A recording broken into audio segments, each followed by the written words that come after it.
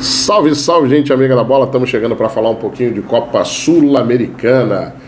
Se a situação na Libertadores está mais complicada, a Sul-Americana, pelo menos nos jogos de ida, apresentou alguns bons resultados para os times brasileiros. Não que eles não mereçam tomar cuidado, todos os cuidados que uma competição sul-americana requer, mas eu acho que as equipes brasileiras que entraram em campo nessa fase de oitavas de final da Copa Sul-Americana têm totais condições de avançar aí às quartas de final. A situação muito complicada é a do Goiás, que no primeiro jogo na Argentina vinha bem, terminou o primeiro tempo 0-0 contra o Estudiantes, mas logo no início do segundo tempo teve um jogador expulso, o Estudiantes abriu 3-0 e essa vantagem é muito complicada de ser revertida. Apesar do Goiás ter evoluído bem no Campeonato Brasileiro, mas é considerado um resultado improvável, até porque o Estudiantes fez uma boa campanha também no Campeonato Argentino, terminou na 5ª colocação, ou seja, o Goiás tem parada duríssima, vai ser difícil ver o Esmeraldino na próxima fase. Em contrapartida, a gente teve aí vitórias do Fortaleza diante do Libertad do Paraguai. O Libertad, que é o atual líder do Campeonato Paraguaio. O Fortaleza foi até Assunção e venceu o jogo de ida por 1-0.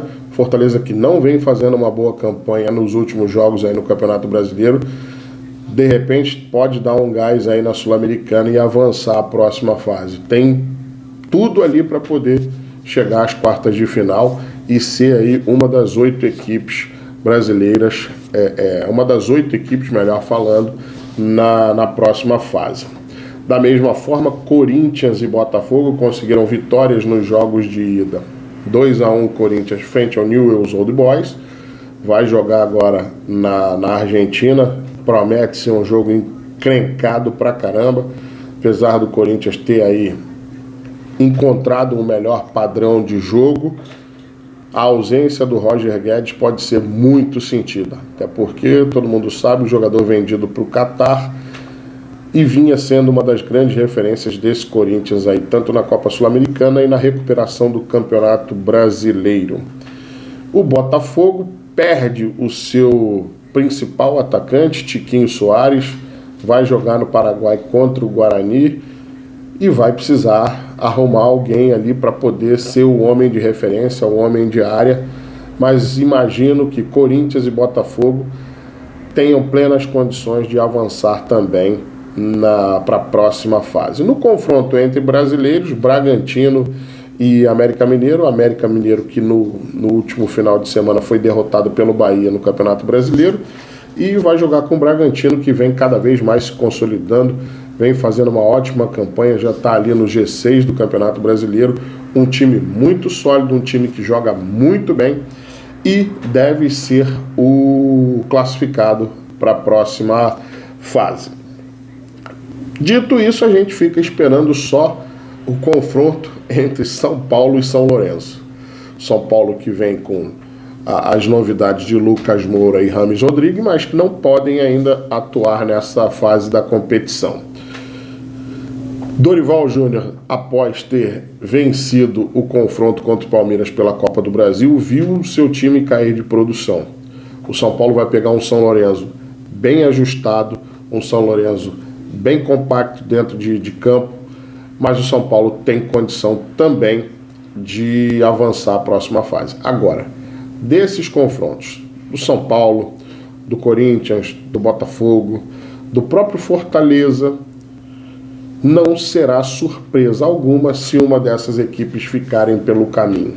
E aí a pergunta que se faz é: será que o futebol sul-americano resolveu reagir? Já que nas últimas edições, tanto da Libertadores quanto na Copa Sul-Americana, os times brasileiros vinham fazendo aí boas campanhas, vinham fazendo as finais. A gente viu aí no final do ano passado o São Paulo chegando à final da Copa Sul-Americana, perdeu para o Independente Del Valle. No ano anterior, Bragantino e Atlético Paranaense fizeram a final, ou seja, uma final brasileira.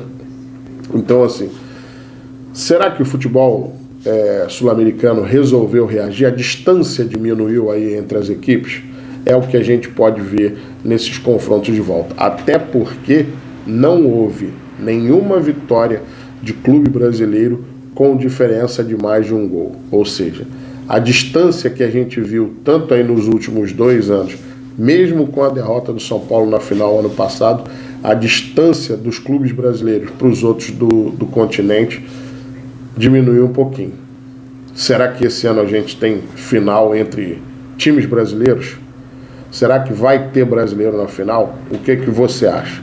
Dê aí seu comentário, dê a sua opinião, vem bater esse papo com a gente. Valeu, até a próxima.